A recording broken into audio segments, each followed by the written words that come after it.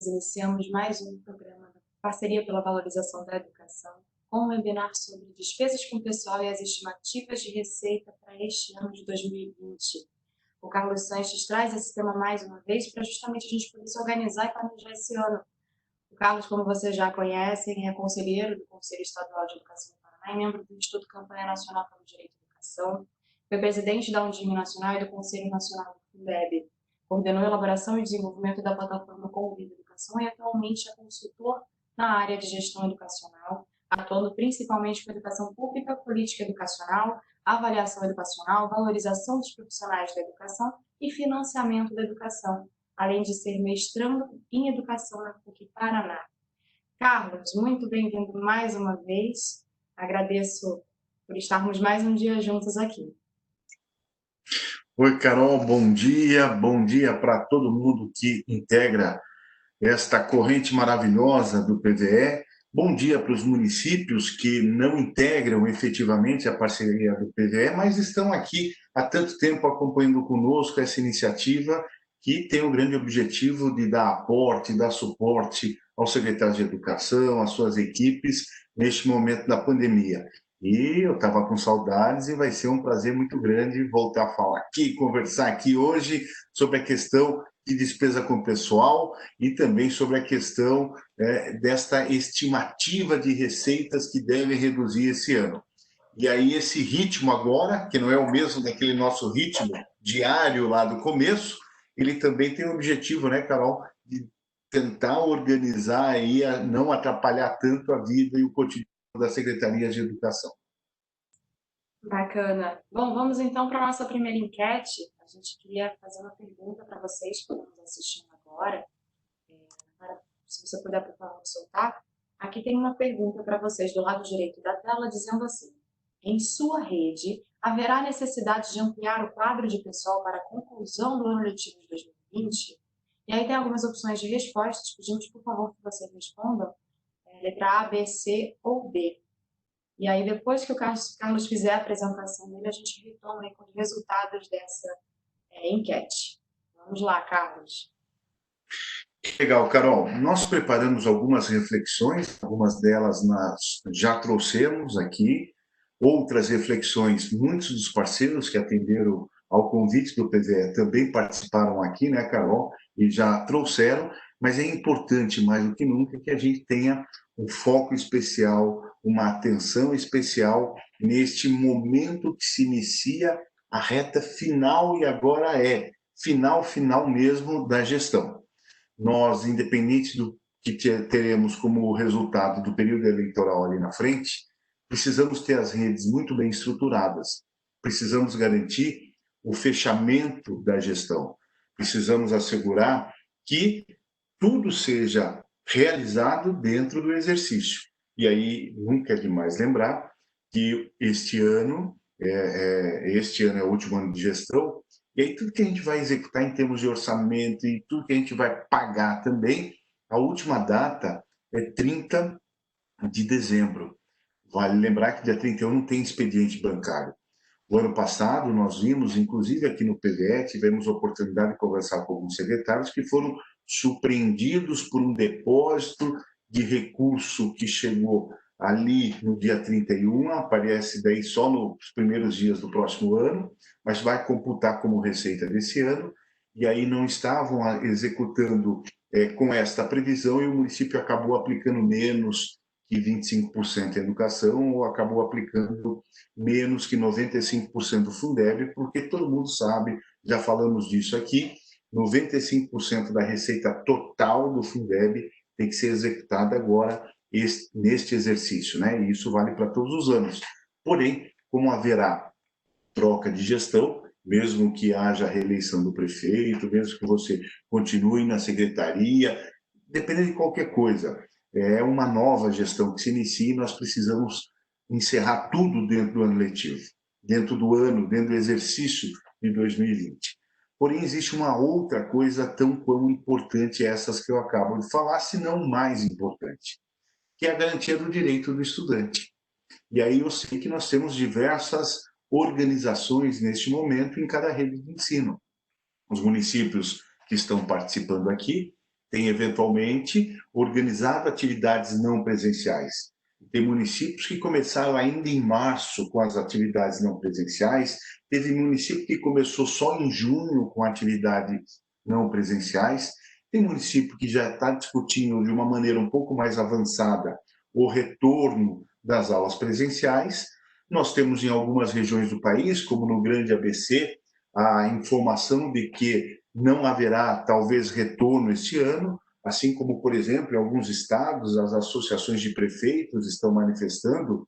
Trago aqui uma que a memória me lembra aqui, que é a Associação dos Prefeitos do Paraná, que na última segunda-feira disse que a recomendação da entidade é para que não exista mais aula presencial este ano, apenas atividades não presenciais, e aí vai da situação em cada localidade, também já falamos disso, mas para tratar da situação em cada localidade, é importante, Carol, a gente deixar registrado aqui duas questões essenciais. A primeira, a definição para a volta às aulas, como tratamos numa última videoconferência, ela dependerá da autorização das autoridades de saúde. Não é o prefeito, não é o secretário de educação, tem que ser uma autorização do secretário de saúde, do pessoal da vigilância, e inclusive a gente sempre faz a recomendação para que a Secretaria de Educação integre mais, converse mais com a área de saúde e de vigilância. Isso é muito importante para construir protocolo de retorno, para construir uma série de questões. Porém, a outra coisa extremamente importante é que, para voltar, tem que seguir todas as recomendações da vigilância. Essas recomendações sanitárias, elas não podem ser desrespeitadas em hipótese alguma quando do retorno.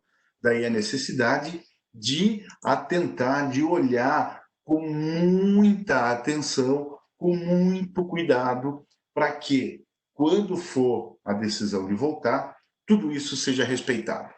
Mas o tema da nossa videoconferência hoje é a questão da despesa com o pessoal e a questão também das estimativas de receita. E, é claro, preparei alguns materiais aqui para a nossa reflexão e gostaria de dizer que, boa tarde, como acontece sempre aqui no PVE, todo mundo vai poder receber os materiais, todo mundo vai poder acessar os materiais, então fiquem tranquilos em relação a isso, que todo mundo recebe o link, recebe todos os materiais, né, Carol? Mas temos aqui um material para a gente poder guiar um pouco da nossa conversa, guiar um pouco da nossa recomendação hoje para vocês em relação a essas questões focadas especificamente sobre ampliação de despesa com pessoal e também sobre a questão de estimativa de receita. Eu só queria fazer um adendo, eu só queria fazer um destaque inicial, não um adendo, mas um destaque inicial. Quando a gente fala de ampliação do quadro pessoal, a gente está falando efetivamente de ampliação de despesa. Isso ocorre de diversas formas.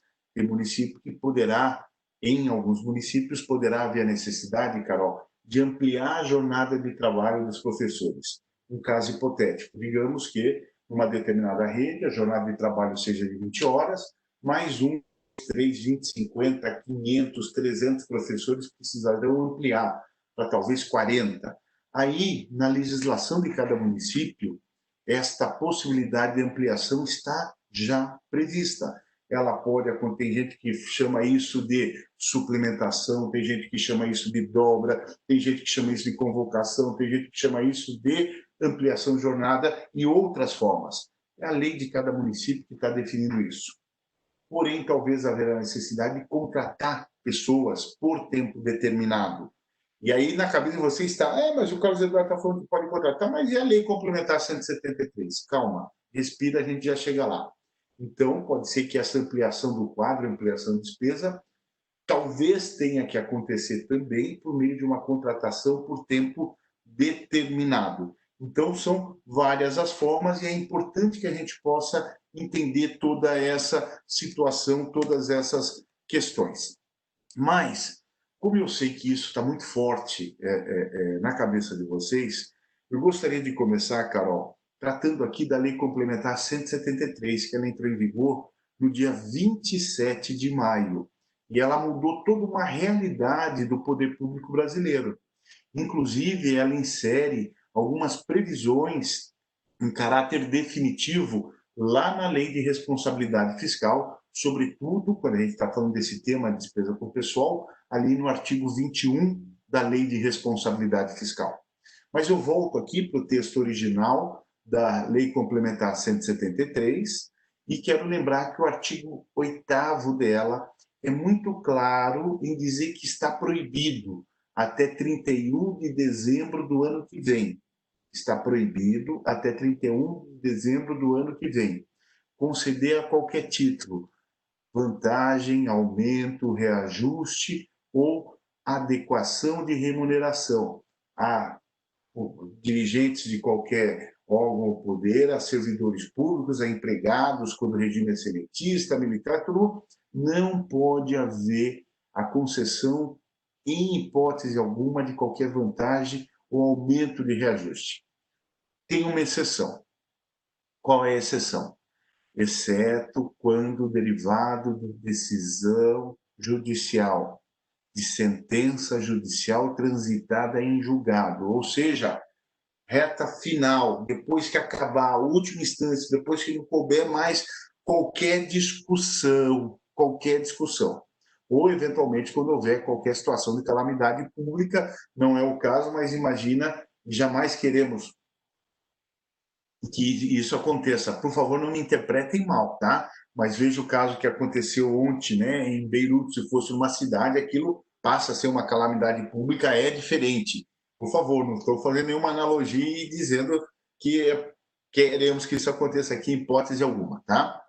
Mas também, até 31 de dezembro do ano que vem, está proibido criar cargo, se o regime é estatutário, criar emprego, se o regime é seletista, criar uma função para quem já está concursado, que implique em aumento de despesa com pessoal.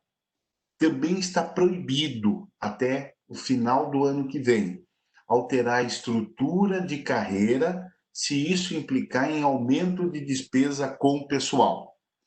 De igual modo, está proibido, até 31 de dezembro do ano que vem, admitir ou contratar pessoal a qualquer título, com algumas ressalvas.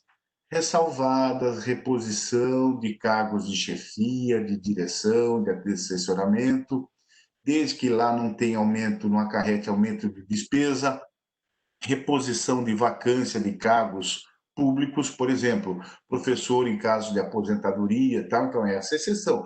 Nesse caso, poderia contratar, poderia chamar alguém aí, né? Admitir contratar pessoal.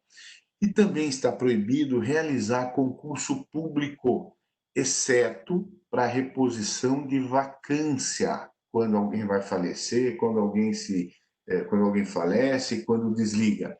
Então, do contrário, está vedada a ampliação de despesa com pessoal até 31 de dezembro de 2021.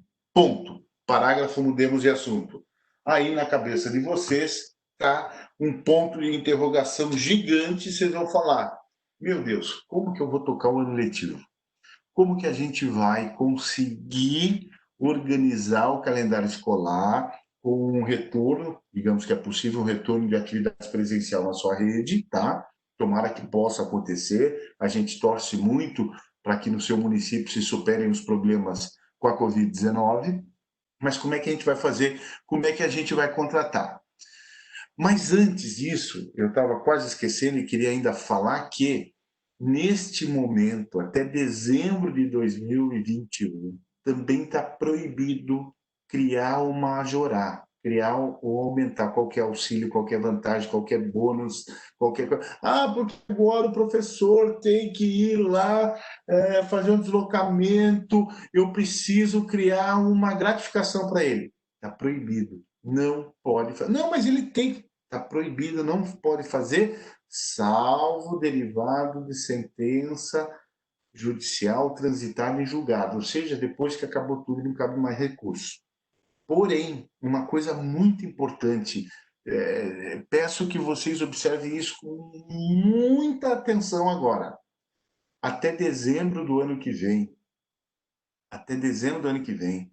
está vedado contar tempo como período aquisitivo para a concessão de anuênios, triênios, quinquênios, licenças-prêmio e demais mecanismos equivalentes que aumentem a despesa com pessoal em decorrente da aquisição de determinado tempo de serviço, sem qualquer prejuízo para o tempo de efetivo exercício, aposentadoria e qualquer outro fim.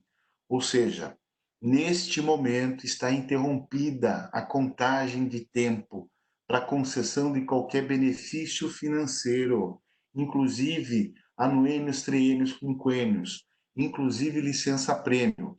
Ah, mas vai perder para aposentadoria? Para aposentadoria não, a lei é clara, está ali ressalvado. Mas para concessão de qualquer benefício financeiro está suspensa, está congelada a contagem do tempo. Então, digamos que você tem lá no teu município triênio. Então, a cada 3 anos, o servidor recebe 3%. Hipoteticamente, é o exemplo que eu estou dando. Triênio. Interrompeu. Ah, mas eu tinha 2 anos e 10 meses em março, quando as aulas, em maio, quando entrou em vigor a lei, dia 27 de maio, eu tinha 2 anos e 10 meses. Então, a partir de janeiro de 2022, recomeça a contagem com 2 anos e 10 meses. Mas de agora até dezembro de 2021, está interrompido para todo mundo. E aí, diante desse cenário, eu sei que é complexo, mas é a legislação federal, tá? Ela foi aprovada, a lei complementar, ela está em vigor, não tem mais o que discutir.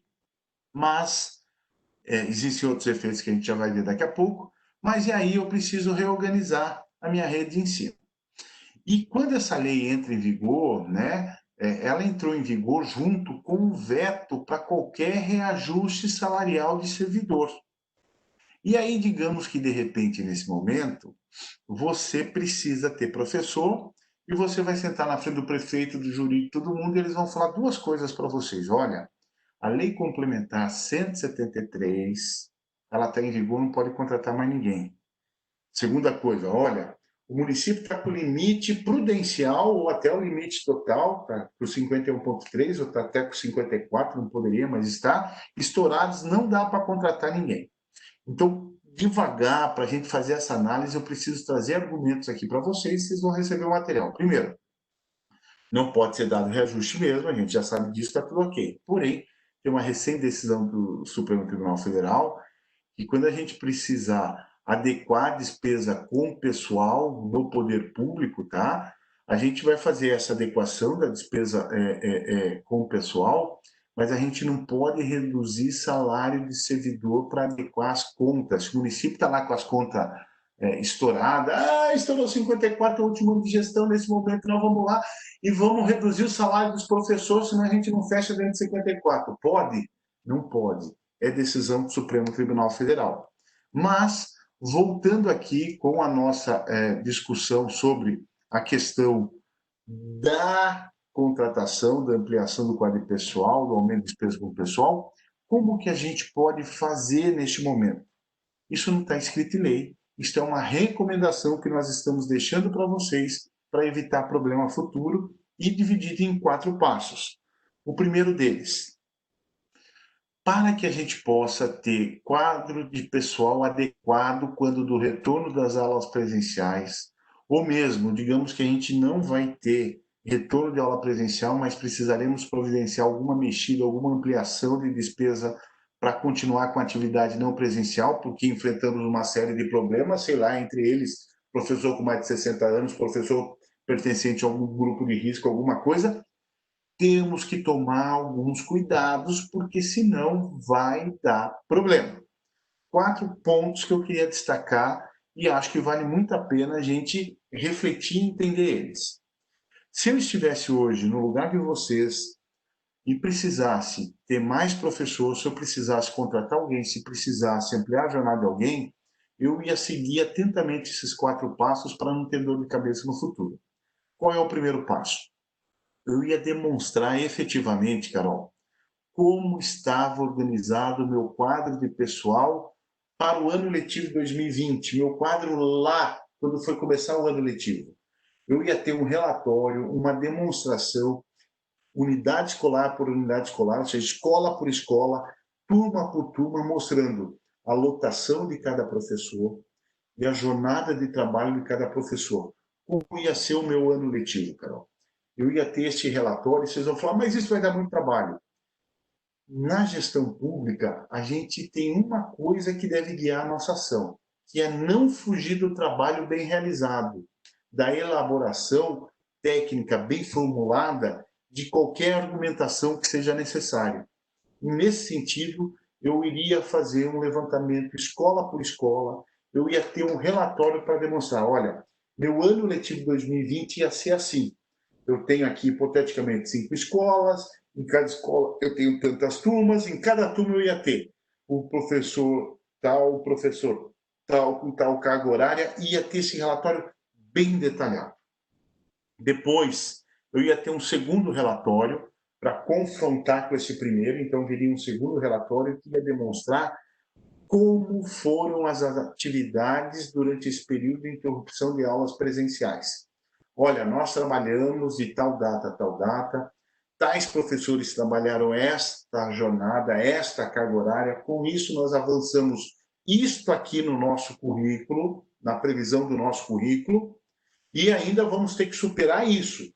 Falta ainda trabalhar tanto em carga horária, falta ainda trabalhar tanto no currículo. E para falar que falta trabalhar tanto nesse currículo, eu tenho que definir o que eu vou trabalhar.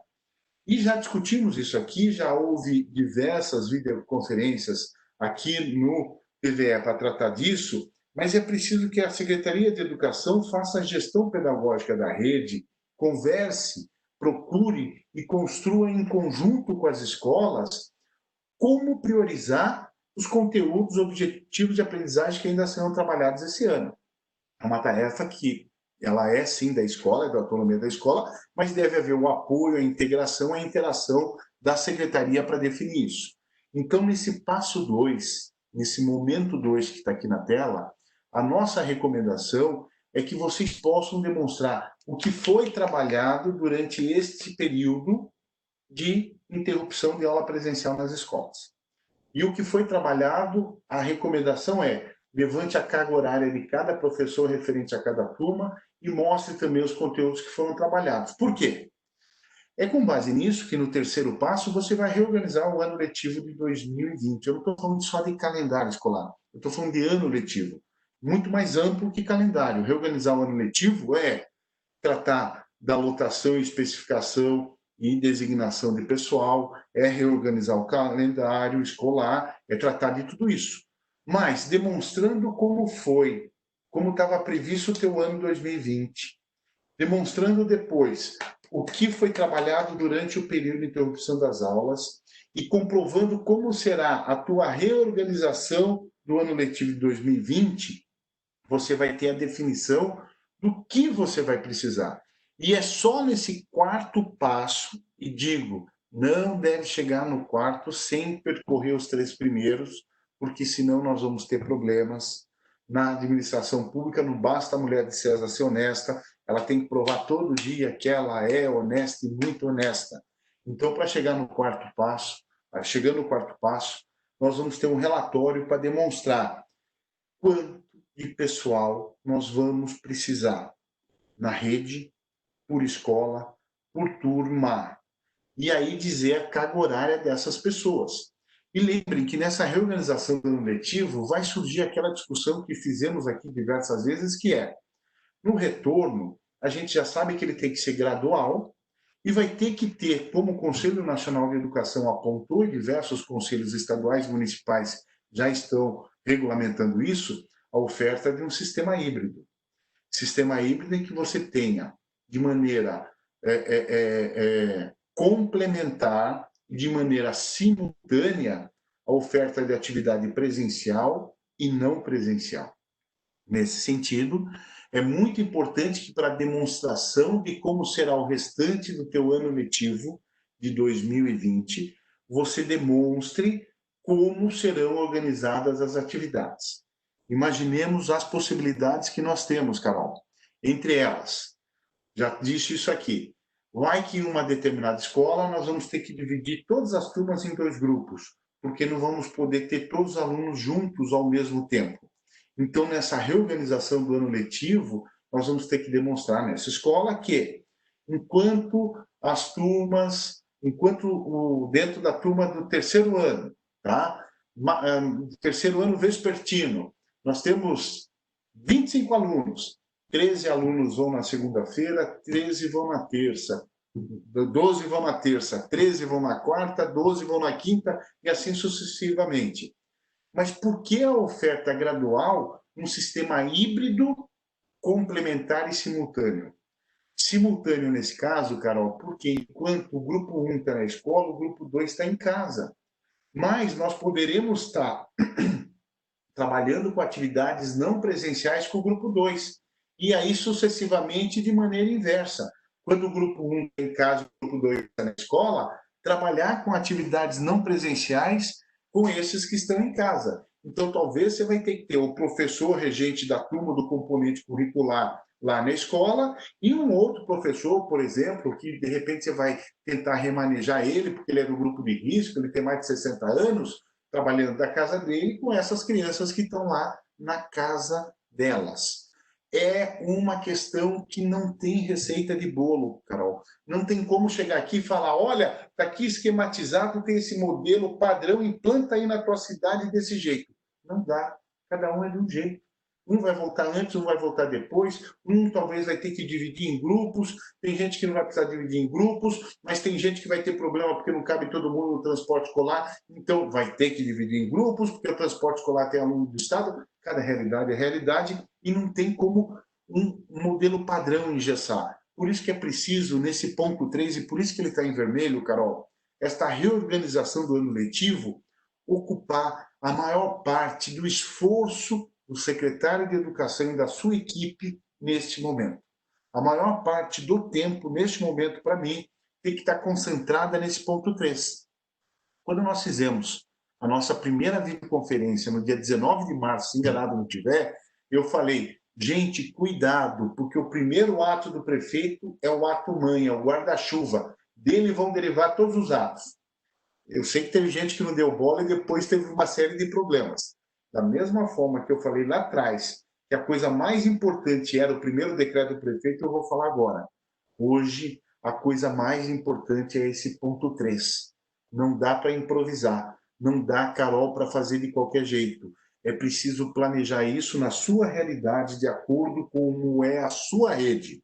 Se ele for bem feito, bem planejado, vai ficar fácil, Carol, demonstrar aqui no item 4 que eu estou colocando, que eu preciso ampliar a jornada de trabalho. Por exemplo, de 20 professores que vão trabalhar em tal, tal, tal lugar, em tal, tal turma, em tal, tal turno, fazendo isso, isso, isso e isso. Ou, desses 20, 8 vão trabalhar nas escolas, 12 vão ficar em casa, porque eles vão fazer essa, aquela atividade. Ah, Carlos, que complicado, você poderia ter preparado um esqueminha. Não tem como, eu tenho medo, Carol. Eu vou te falar que ontem, quando eu planejava, eu comecei a rabiscar algumas coisas, alguns desenhos, e eu falei, não vou, porque eu fiquei com medo de repente, induzir todo mundo a erro. Eu acho que é muito melhor a gente fazer uma reflexão agora aqui, com os pés no chão, do que, de repente, a gente tentar mostrar algum modelo e as pessoas quererem, pela dificuldade que é, e é difícil, gente,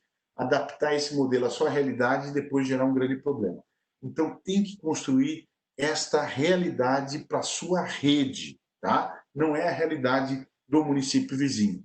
E aí eu vou falar para vocês, somente com esta demonstração que está no item 4, real, do quadro que vai precisar de pessoal a partir de agora, comparado com o que tinha antes, somente com essa demonstração oficial, é que você vai sentar na frente do prefeito, do secretário de Fazenda, de Administração, do procurador jurídico, e vai falar, olha, tudo isso aqui, é por isso que eu preciso ou ampliar a jornada, ou contratar professor, ou tomar essa medida, ou tomar aquela medida. É por conta disso. Mas se a gente não tiver esse mapeamento e esses relatórios muito bem construídos, não estará errado o prefeito, não estará errado o procurador jurídico do município, o secretário de Fazenda, em dizer não pode fazer. E o município do PVE, semana passada, estava conversando comigo, porque enfrentou esse problema lá, sentou na frente do prefeito e do procurador, e o procurador falou: prefeito, você não vai assinar nada, não pode contratar os professores que ela quer.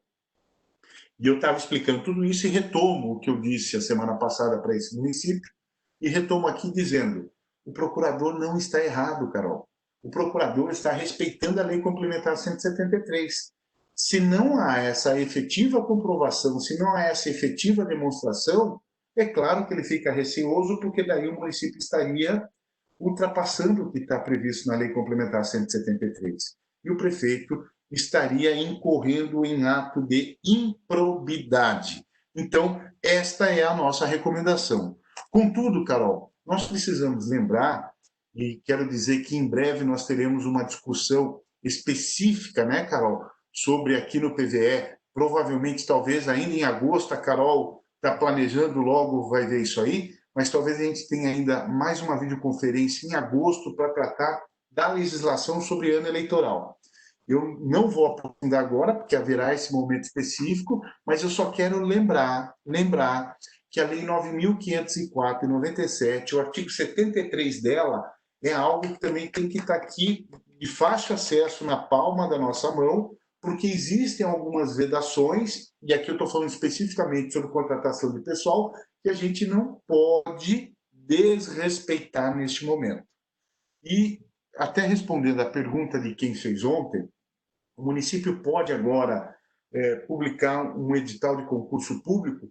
Não, em hipótese alguma. Deveria ter feito antes.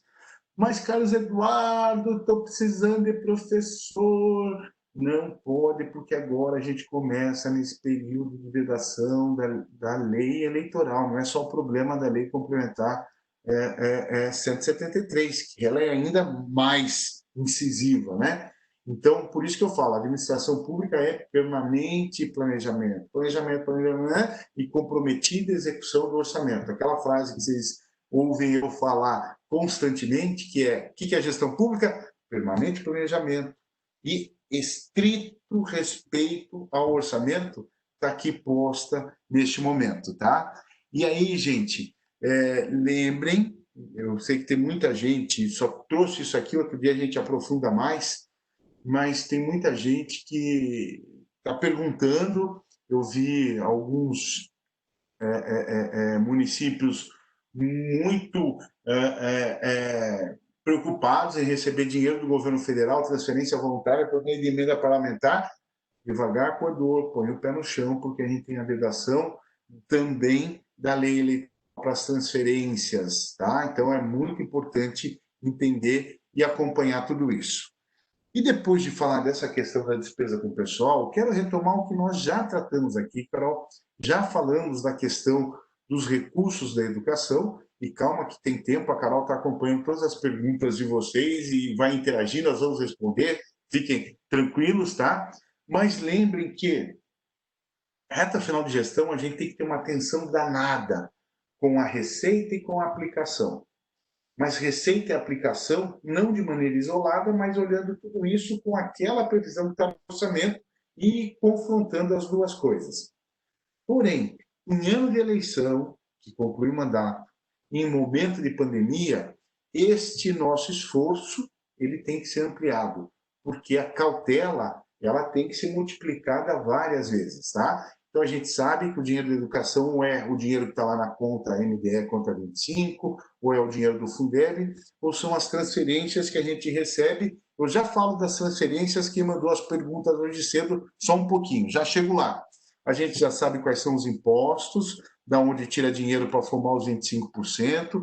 A gente já sabe que desses impostos em cinza, quando entra no caixa da prefeitura do governo estadual, vai lá para aquela conta estadual, para depois voltar para a nossa conta do Fundeb, mas o que preocupa agora, e eu queria a atenção de vocês, lembrem que do IPI, do ICMS, do IPVA, do ITR, do FPM e também da Lei Candir, da Lei Complementar 87, estou excluindo disso que está em cinza, duas receitas estaduais, que são ITCD e FPE, tá? Mas as outras, lembrem que a prefeitura tem que depositar na conta MDE, na conta 25, quando chega algum dinheiro disso no caixa da prefeitura, a prefeitura precisa colocar lá 5% dessa receita. E daqueles impostos que não fazem parte do Fundeb, toda vez que entra alguma coisa, mesmo que seja juro, multa, né, do IPTU, né, mas toda vez que chega alguma coisa em Poder Renda, TBI, ISS, PTU, tem que depositar 25% nessa conta de recurso próprio. Eu estou falando isso de maneira bastante incisiva, porque nos preocupa muito quando nós estamos analisando os números dos municípios neste momento. Vocês vão ver já já, eu vou demonstrar, que haverá sim uma queda de receita tanto na conta 25 quanto na conta do Fundeb. Mas ainda que a receita esteja menor, o que nós estamos vendo nos primeiros relatórios resumidos de execução orçamentária dos 3 primeiros bimestres, e eu fui conferir muitos deles ontem à noite e hoje de manhã, muitos municípios estão muito distantes, estão aplicando, estão executando pouco. Cuidado, o artigo 212 da Constituição continua em vigor, tem que atingir os 25. A lei 11.497, que regulamenta o Fundeb, está em vigor, tem que executar, liquidar e empenhar no mínimo 95% da receita total do Fundeb dentro desse exercício de 2020, tá? Ah, mas e aí o dinheiro do Fundeb?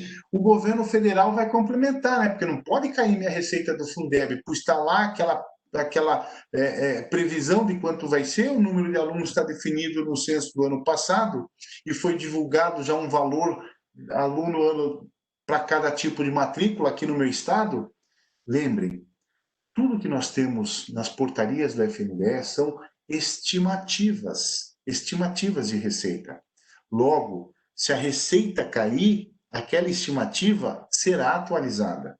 E aí é bem provável que a gente vai ter, em qualquer momento, uma atualização de valor aluno no Fundeb, e esses valores vão cair, contudo, o número de alunos permanece, mas a receita final do Fundeb deverá ser menor. Então, eu tenho aqui na tela um exemplo aqui de um município, né? É importante que vocês acompanhem. Logo, o PVE poderá disponibilizar até algumas informações para ajudar, né? A coordenação do PVE logo deve ver isso, mas é importante acompanhar o que aconteceu nos anos anteriores. É importante estimar, a partir da realidade local, a partir da realidade atual, como está hoje essa minha previsão de atingir os 25%. E é claro, eu tenho aqui o valor matrícula de cada tipo de matrícula de um determinado estado, né? Cada estado tem o seu, ok. Isso pode mudar, poderá baixar sim por conta da receita, e aí a receita do Fundeb será menor. Nesse sentido, é muito importante que a gente possa compreender que nós tivemos videoconferência para tratar disso aqui, né? Tivemos mais de um momento, eu e outras pessoas, lembro também do Jean Rogoni, que esteve aqui conosco falando disso, acho que deve estar até nos assistindo e manda um abraço para ele, mas a receita é menor. No geral, a receita é menor. E isso também vai diminuir a nossa previsão de receita no Fundeb e nos 25%. Ah, mas e a ajuda que o governo federal está destinando para estados e municípios, auxílio financeiro, que já entraram até 2 parcelas, a outra parcela entra a semana que vem, a última entra dia 11 de setembro. Olha só, gente, o que o governo federal está depositando para estados e municípios como auxílio financeiro são receitas que não vão entrar na base de cálculo dos limites constitucionais de educação e de saúde. Portanto, não haverá vinculação para os 25%. E essas receitas não integram a base da composição do Fundeb. Por esta razão, por si só, mesmo que a gente tenha essa recuperação da perda de receita dos municípios, já sabemos que a receita da conta MDE 25 será menor, e a conta do Fundeb também deverá ser menor. Isso sem dizer que o conjunto da receita ainda poderá ser menor, e aí a base dos 25 também reduz um pouco. Não existe receita de bolo. A nossa recomendação neste momento é que vocês procurem um setor da prefeitura que acompanhe a receita, e é claro que em Juiz de Fora é um determinado setor, em Guarda-Mora é outro, em cada cidade é diferente, né? Tem lugar que é na própria contabilidade que se faz isso. Mas a recomendação é que o secretário de Educação, o pessoal da Secretaria de Educação que cuida disso, vai lá e sente com quem cuida disso na prefeitura. E que possa pedir que se faça estimativa, que primeiro tiremos os relatórios do que aconteceu até agora mês a mês, mas que faça estimativa a partir do que está acontecendo mês a mês, do que deve acontecer até o final do ano, tanto na conta MDE 25, como também na conta do Fundeb, porque há sim a possibilidade real, e eu julgo que é algo concreto, né, de redução de receitas na educação neste momento.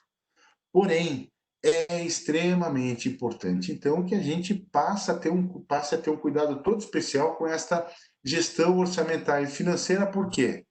Independente da pandemia, independente de ser o último ano de gestão, independente de tudo que está acontecendo, o direito do aluno precisa ser garantido. E aí, vou dizer algo que já apresentei aqui, que é muito importante. Todo mês a gente tem que sentar lá na prefeitura e acompanhar se está sendo depositado, referente àqueles recursos que fazem parte lá do Fundeb, né? Estou falando de FPM, ICMS, Lei Candir, IPR, IPI, IPVA, e quem tem a produção de ouro, se toda vez que a prefeitura recebe alguma coisa, se está sendo depositado 5% na conta MDE. Mas também acompanhar se está indo 25% de IPTU, de TBI, de ISS, de imposto de renda retida na fonte, porque há uma preocupação muito grande que, apesar da queda de receita, se a prefeitura não estiver depositando corretamente, vai chegar novembro, vai chegar começo de dezembro, e a prefeitura vai querer depositar tudo uma vez só e vai falar para vocês, saiam gastando. No momento de pandemia, no momento de caos, em que vocês podem estar com aulas presenciais ou podem não estar, no momento que, de repente, teve gente que voltou com aula presencial e teve que suspender de novo, todos os caos, imagine que nós podemos estar vivendo um caos maior ainda, né, lá na frente. Tomara que não, é evidente que a gente torce que não. Mas, independente de tudo isso, tem que executar os 25. Tem que executar, perdão, no mínimo, no mínimo, 95% do Fundeb dentro desse ano. Só que se a gente deixar, Carol, para ir acompanhar isso lá na frente, não vai dar mais tempo de acudir em tempo. Tem que prever, tem que agir antes, tem que fazer antes, porque se a gente não tomar esses cuidados, gente, eu estimo que muitos terão sérios problemas. E aí é claro que tem que fazer toda uma reorganização orçamentária e financeira. É muito importante que todo mundo cuide do registro das informações das transferências lá no SIGPC, mas que registre dados no CIOP também, Carol. Por quê? Eu vou aqui, Carol, rapidamente, só fazer aqui uma outra demonstração. Eu só quero demonstrar aqui para todo mundo e, né, de certa forma, eu gostaria de desejar que todos pudessem fazer isso, que todos fizessem isso aqui no PVE, tá? Por favor, vamos entrar lá no site do FNDE, todo mundo, quando puder. A hora que terminar a nossa videoconferência hoje, se puderem fazer, Carol, tá aqui carregado já, né? Vamos entrar no site do FNDE, nós já vimos isso, já vimos como faz, mas vamos voltar aqui. Do lado esquerdo, a gente vai em sistemas. Então, quem não sabe ainda, a maior parte, acho que todo mundo já sabe, né? Já fizeram até oficina sobre isso. Mas quem não sabe, por favor, pega a caneta, anota lá. Vai aqui, ó, dentro do FNDE, fnde.gov.br, vai do lado esquerdo, por favor, vai em sistemas. Clica aqui, ó, sistemas, vai clicar aqui, vai descer, descer, descer, vai chegar até o CIOP, tá? Vai chegar até o CIOP. No CIOP, nós vamos aqui em relatórios, também do lado esquerdo, anotou relatórios, anota lá, vai clicar em relatórios municipais, vai clicar em relatórios municipais e vai abrir esta página de relatórios municipais aqui do FNDE no meio da nossa tela, vai ter muita informação, mas a nossa sugestão é que todo mundo possa clicar aqui em relatório resumido de execução orçamentária, tá? A gente registra os dados lá no CIOP e geram esses relatórios, tá? Nós estamos em 2020, tá? Cada um vai lá, escolhe o seu estado. Vou pegar a Crelândia, porque é o primeiro município que aparece, tá? A Crelândia não faz parte do PVE, não vamos pegar ninguém do PVE. Vou pegar aqui a Crelândia, tá? Neste momento, todos os municípios já devem ter entregado, já devem ter preenchido o relatório no CIOP do terceiro bimestre. Por quê? Janeiro e fevereiro, o primeiro bimestre, março e abril, maio e junho, terceiro bimestre. E o terceiro bimestre, Carol, tinha que ser preenchido lá no CIOP até dia 31 de julho. O secretário de Educação já tem que ter validado e o presidente do Conselho do Fundeb também já deve ter validado.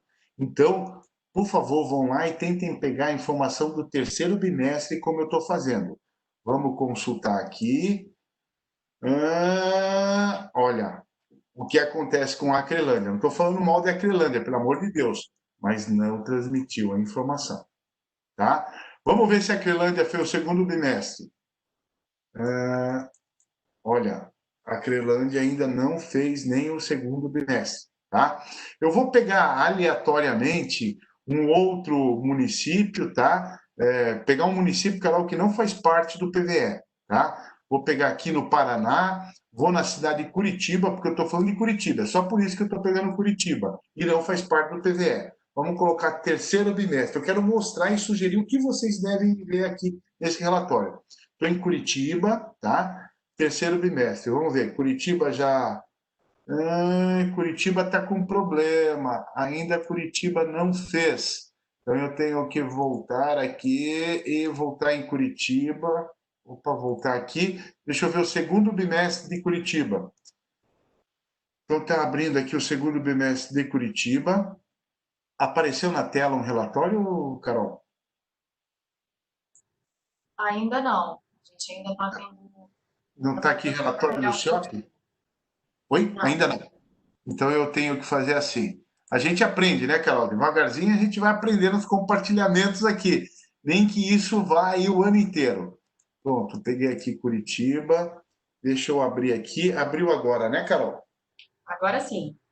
Então tá bom. A gente já viu, nós já fizemos oficina o ano passado e esse ano sobre isso aqui. Vocês já conhecem o relatório resumido, estou segundo bimestre em Curitiba. Em Curitiba, até o segundo bimestre, a receita bruta de todos os impostos e transferências da tira 25%, né? Em Curitiba tinha sido, né? Aqui, ó, terceira coluna que todo mundo lembra, né?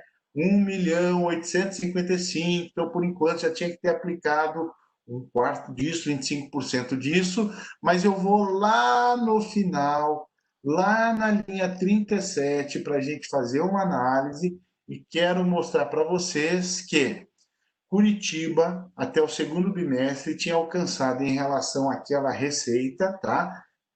19,5%. Por que eu estou falando isso, Carol? Por que eu estou mostrando isso para todo mundo? Eu tenho uma preocupação muito grande, Carol, porque muita gente está deixando para depois, muita gente não está acompanhando isso, e a hora que for acompanhar, vai estar muito longe dos 25%. Então, a minha sugestão é, primeiro, cuide do registro dessa informação. Segundo, entre aí no portal do FNDE, como a gente acabou de ver, Carol, e veja como que está isso. Vá lá na linha 37 e veja o percentual que está a aplicação dos 25% no teu município. Depois de ver isso, senta na prefeitura com o setor que cuida de receitas e pede uma atualização da conta MDE 25, também da conta do Fundeb. Vai lá no setor que cuida de liquidação dos empenhos e vai ver quanto já foi liquidado para você saber, no dia de hoje, que percentual já atingiu lá na conta MDE conta 25 e também na conta do Fundeb, para você saber qual vai ser sua postura. Tem gente que vai ter sim que tirar o pé do freio, o pé do acelerador, Carol, porque a receita está muito menor. Porém, muitos municípios que eu bati o olho, que já tem dados, inclusive do terceiro bimestre, a execução está muito baixa. Se não botar o pé no acelerador e pisar com força, vai chegar no final do ano e não dá mais tempo de executar os 25% na conta MDE 25 e os 95% do Fundeb. Mas, Carlos Eduardo, e o salário, a educação e o PNAT e o PNAE? E agora? Eu estou, por exemplo, hoje eu conversava com uma secretária amiga nossa aqui do PVE, e ela falava, Carlos Eduardo, estou com um problema porque meu transporte está suspenso, eu estou até mandando atividade para os alunos e tal, mas como tudo parado, eu já paguei todas as contas, já paguei tudo. Eu estou com uma execução baixa. Eu posso usar esse recurso em outra finalidade? Não. PNAT tem que ser executado de acordo com o que está previsto no PNAT. PNAE é só para aquisição de gêneros da alimentação escolar. Lembrando que 30% para agricultura familiar. Quem tem um pouquinho de dúvida, eu vou deixar aqui, Carol, uma sugestão. Nós já navegamos e já demonstramos, mas acessem a plataforma Conviva. Por favor, vão lá na área de gestão do transporte escolar e vocês vão ver em que pode usar o dinheiro do PNAT. Vão na área de alimentação escolar, vocês vão ver no que pode usar e como usar o recurso do PNAE, Carol. Fica essa nossa sugestão. O Conviva tem a parceria do PVE, o Instituto Votorantim é um dos apoiadores, financiadores, uma das instituições que mantém o Conviva. Então, a gente recomenda com muita veemência, com muita força, que se socorram lá na plataforma Conviva em relação aos conteúdos. Todas as informações estão lá, vocês vão ter explicação para tudo, quem tiver com dúvida. Porém, o recurso não pode usar em outra atividade, tem que usar efetivamente apenas naquilo que está previsto. E aí, a última coisa, Carol, antes da gente abrir para as perguntas, eu sei que eu falo demais, já estou parando, Carol, só um pouquinho, mas é o seguinte, antes da gente começar, uma secretária de Educação mandou aqui para mim, uma amiga nossa aqui do PVE, mandou para mim o seguinte, Carlos Eduardo, fala um pouquinho da lei que foi aprovada ontem no Congresso Nacional, que permite usar o salário educação para pagar pessoal. Fala um pouquinho disso, Carlos Eduardo. Então é assim, olha, a lei ainda não está aprovada. Ontem, no Senado Federal, o projeto de lei 2906, ele foi aprovado. E ele traz uma mudança na regra do salário educação, que é a lei 9766 de 98, que diz o seguinte, quem foi o autor desse projeto foi até um senador de Santa Catarina, que é o Dário Berger. Olha, efetivamente comprovada a insuficiência de recurso, você pode usar dinheiro do salário educação para pagar salário esse ano. Porém, isso foi aprovado apenas no Senado, agora segue para a Câmara, depois da Câmara, ainda depende de sanção presidencial, não está em vigor, portanto, neste momento, não se pode usar recurso do salário educação para pagar salário, com algumas ressalvas, como, por exemplo, ressalva na República Independente do Rio de Janeiro, que tem lá uma instrução do Tribunal de Contas que fala que pode, mas é no Rio. Você que está aí em São Paulo, em outro lugar, se usar, por enquanto o tribunal vai glosar, porque por enquanto não pode usar recurso da receita da conta QESE, do salário educação, para pagar qualquer tipo de remuneração, Carol. Então, que fique esse registro, nós vamos estar acompanhando e vocês vão receber as informações no nosso grupo do WhatsApp à medida que o projeto avança. Se for aprovado na Câmara, a gente já comunica, se for sancionado, a gente comunica e conta essas regras. Mas, enfim, Carol, para finalizar, antes da gente abrir, fica a nossa sugestão de muito cuidado, de planejar as coisas. Se nós precisamos aumentar a despesa com o pessoal, seguir aqueles passos que eu falei, e eu sei que eu sou chato, mas é para evitar transtorno e problemas para todo mundo no futuro, mas também em relação às receitas, sentar com o setor competente da prefeitura, apurar quanto que arrecadou, qual a estimativa que tem para arrecadar ainda até o final do ano em relação a cada conta.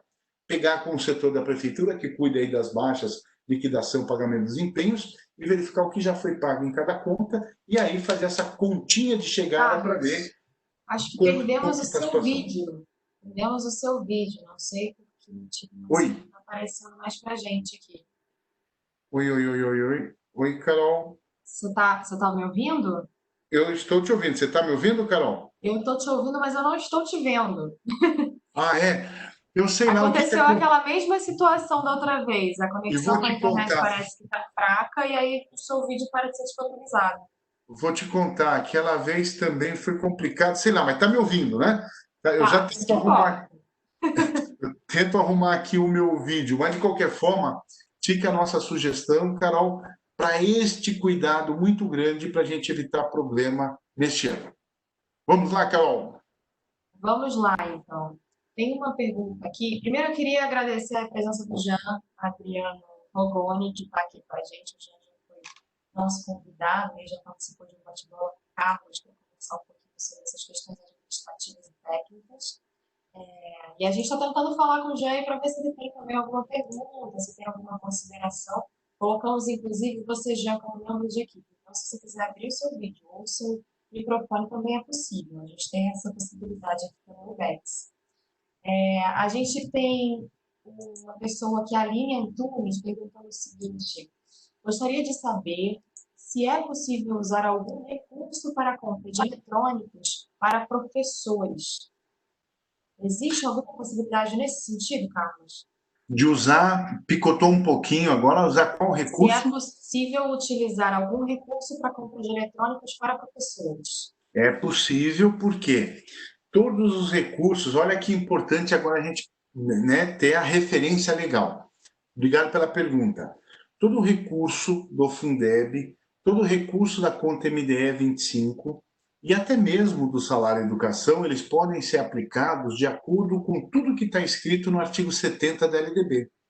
Lá no artigo 70 da LDB, há a previsão de que a gente pode investir em equipamentos sem nenhum problema, desde que a gente comprove, e no pedido isso precisa estar muito bem fundamentado, né? Desde quando a gente vai gerar o pedido lá, né? Faz a estimativa, faz a definição do que se pretende comprar, esteja bastante especificado a finalidade da utilização desses equipamentos, tá? Então, é possível sim, tudo extremamente bem justificado, Carol. Bacana. Tem uma outra pessoa aqui perguntando, mas acho que ela se referia ao que você estava falando anteriormente, se houve alguma flexibilização de prazo para a utilização desses recursos. Não sei. Nós não temos, neste momento, nenhuma. Eu sei que tramitam no Congresso Nacional algumas iniciativas de flexibilizar muita coisa. Contudo, Carol, neste momento, nós não temos nenhuma legislação, nenhuma norma, nenhuma regra aprovada flexibilizando. Tá? Por enquanto, tudo continua como dantes. Tudo está em vigor o artigo 70 da LDB, assim, Carol, como está em vigor o artigo 71 da LDB, que apresenta todas as vedações, ou seja, em que a gente não pode utilizar os recursos da educação. Permanece tudo igual, assim como permanece, porque eu sei que isso é objeto de muito questionamento, muita conversa, discussão, de que não vai precisar cumprir os 25%. Gente, não tem nada mudado na legislação. Por enquanto, continua tudo igual. Pessoalmente, acho difícil que isso tenha alguma alteração. Vai ter que cumprir sim os 25%, cara. Bacana. É, tem uma pessoa aqui de Jacareí, aqui de São Paulo, perguntando se houve alguma prorrogação de prazo para a utilização dos recursos recebidos do FNDE, como PNAE e PNAT. Olha só, é muito importante porque cada um tem, essa pergunta é ótima, cada um tem um ritmo de execução, tipo o que eu acabei de falar sobre aquela pergunta em relação ao PNAT, né? É muito importante que a gente possa conhecer mais profundamente essas legislações. E aí, o que eu gostaria é que a gente pudesse, Carol, ficar muito atento ali no nosso grupo, porque especificamente sobre PNAT e PNAE, existem algumas iniciativas, o presidente da Undime tratou disso aqui, né? Algumas preocupações que a Undime tem e que tenta, junto ao FNDE, algumas medidas, tá? Porém, nós podemos remanejar apenas uma pequena parte para execução no próximo ano. E existe a possibilidade também de descontar aquilo que a gente tem em crédito no ano próximo em relação àquilo que ainda vai ser depositado. Por isso, fiquem atentos e nós vamos tratar nas videoconferências, nós vamos estar acompanhando esses pleitos que o próprio presidente da Undime apresentou aqui, junto ao FNDE, e havendo alterações, nós vamos comunicar a todos. Bacana, Carlos. Eu não sei se a Ana Clara precisa de um pouco mais de tempo, mas acho que seria interessante a gente apresentar os resultados da enquete, né, que a gente fez agora no início. Ó, já está rápido no gatilho, hein, Ana? Vamos lá. Então, a pergunta é: em sua rede haverá necessidade de ampliar o quadro de pessoal para a conclusão do ano letivo de 2020? Então, aí, vou abrir um pouquinho o programa também aqui na hora de abrir essas perguntas. Então, a letra A, não haverá, e optamos por não realizar atividades não presenciais durante a pandemia, com 2%. Depois, aí, na letra B, ainda não sabemos. A possibilidade de abrir as perguntas. Ainda não sabemos por que não foi definido o momento do retorno das aulas presenciais. A letra C, estamos fazendo simulações para o retorno das aulas presenciais, detectamos a necessidade de ampliar o quadro de pessoal, porém a administração disse que não é possível. E na maioria das respostas aqui, a gente tem a letra B, com ainda não sabemos porque não foi definido o momento do retorno das aulas presenciais. Carlos, eu acho que a maioria, né? Todos nós estamos vivendo essa situação de incerteza, então eu imagino que realmente E aí, é um cenário bem e imaginável aí eu por vou te nós. falar, interessante, né? Porque a B e a D, elas quase se complementam, né? Sim, E quando a gente prepara a pergunta, né, já para tentar pensar como as pessoas reagem, mas a partir dessa reação a gente tem que comentar o seguinte: olha, com o que a gente tem de resposta aqui na B e na D, que é a ampla maioria, Carol, ampla maioria quando eu estou somando as duas, claro, né? Mas a D lá tem eu pouca olhei aqui, a resposta, B tá? está com 37%, né, das respostas e a D está com Isso, 4%. Mas é isso. isso, quase É, 40%, mas mais de juntando 40%. mas juntando a B e a D, eu queria dizer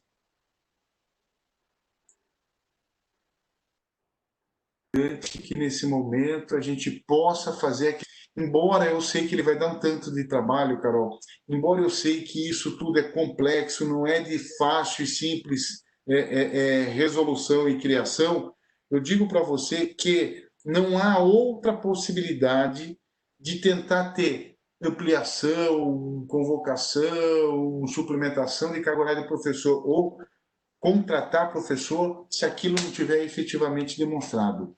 Não haverá segurança jurídica para o município e por isso o prefeito, o jurídico, todo mundo vai se manifestar contra.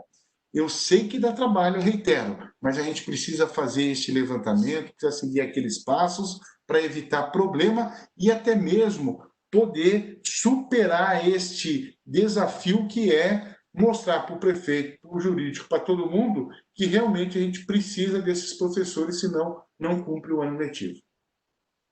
Interessante, Carlos. Muito bom.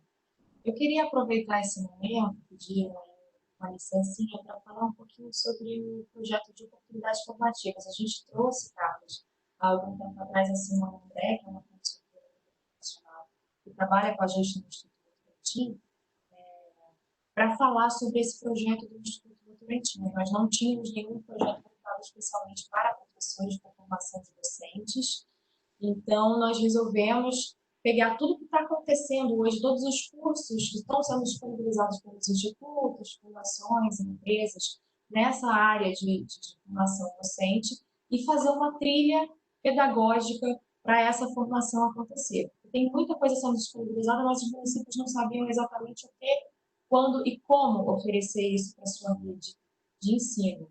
Então, nós fizemos esse trabalho de curadoria desse conteúdo que está disponível na internet e temos uma trilha pedagógica onde a gente disponibiliza mensalmente um curso para os professores. Isso já é naturalmente disponibilizado, gratuitamente disponibilizado pelos institutos e fundações, mas a gente fez esse trabalho de curadoria para ajudar vocês a pensarem quais são os cursos mais interessantes para esse momento de pandemia. Então, eu só queria dar esse recado para vocês. A Domênica, que trabalha comigo, cuida desse projeto, né? E ela não pôde estar aqui hoje, mas me pediu para dar esse recado, né? Então, o Oportunidades Formativas, ele tem o objetivo de auxiliar os professores no período de distanciamento social. A gente pensa em todos os desafios que vocês, professores, estão vivendo, e a gente faz uma curadoria desses cursos que vão ajudar vocês a enfrentar esse período. Então, são 8 cursos online totalmente gratuitos a cada mês. A gente disponibiliza um curso novo e já estão abertas as inscrições para o mês de agosto, porque a gente lançou o terceiro desafio voltado então para atividades remotas. A plataforma do Simplifica vai disponibilizar trilhas pedagógicas online e offline para auxiliar vocês, docentes, no planejamento e realização de atividades remotas, com base no currículo e no contexto do Fundamental 1 e 2. Vão ser trabalhadas 5 dimensões de aprendizagem: observar, explorar, fazer, conectar e pensar. E a formação tem duração de 8 horas e é completamente gratuita. Então, eu acho que é bacana. O PVE não faz cursos diretamente para os gestores, né, para os professores, mas a gente fez essa trilha pedagógica para ajudar vocês nesse momento de crise, pegando tudo que tinha de mais interessante que estava sendo disponibilizado gratuitamente. Então, eu coloquei o link aí para vocês no chat, se vocês quiserem acessar para fazer a sua inscrição, fiquem super à vontade. Momento merchandising aqui, Carlos, desculpa. Tem que aproveitar, exatamente. Aproveitei, olha que bom, já voltou a sua imagem. Eu tive que fazer aqui umas gambiarras aqui, acho que eu aprendi como Mas fazer. deu super certo, deu super certo. Carlos, posso aproveitar para lançar a segunda enquete? Vamos lá, vamos lá, vamos lá. Então, é o seguinte, gente, aqui do lado de novo, em sondagem aparece para vocês as perguntas.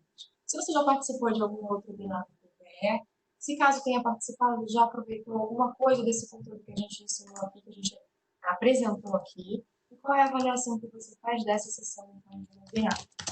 Agradecemos aí a resposta de vocês e Carlos pode continuar. Carol, eu queria aproveitar esse momento para dizer que é preciso. Sei que as pessoas estão assim preocupadas, né? Que o que a gente falou hoje demanda um grande trabalho, mas é preciso reorganizar tempos e rotinas dentro da secretaria nesse momento. E aí eu gostaria de recomendar que todos pudessem dar uma respirada e talvez não dá, Carol, eu não quero desorganizar nenhuma secretaria, tá? Mas não dá neste momento para algumas pessoas dentro de uma secretaria de educação estarem com uma rotina de trabalho extremamente elevada e outras pessoas num ritmo muito tranquilo, muito calmo, sem demanda. Eu acho que caberá aos secretários e também da iniciativa das equipes nesse momento, acho que uma interação entre os setores. Eu estou falando isso porque mesmo numa secretaria pequena, tá? E nós temos tantos municípios que temos o secretário de Educação, mais uma, mais duas, mais 3 pessoas dentro da Secretaria de Educação, não dá para, nesse momento, dizer, eu cuido só disso, eu não vou me envolver com isso, não vou ver. Não, todo mundo, Carol, vai ter que se envolver nesse trabalho que a gente estava dizendo agora, de demonstração efetiva do que você precisa de quadro pessoal para tocar o ano. Se não houver todo esse esforço, se não houver, Carol, todo esse trabalho neste momento, acho que a gente vai ter muito problema para construir essas demonstrações, esses relatórios que eu estou recomendando, que eu acho que são importantes de serem construídos em cada rede de ensino. Então, é importante, nesse momento, muita interação dentro da equipe da secretaria. Mas queria deixar, Carol, como uma outra sugestão importante, por tudo que eu tenho acompanhado em diferentes redes, em diferentes tamanhos, em diferentes regiões do país, que não dá para a Secretaria de Educação tomar decisão sozinha. É preciso muita interação com as escolas. Os diretores das escolas, ele tem que ter um entendimento de que eles compõem efetivamente as equipes das secretarias. Eles fazem parte da gestão.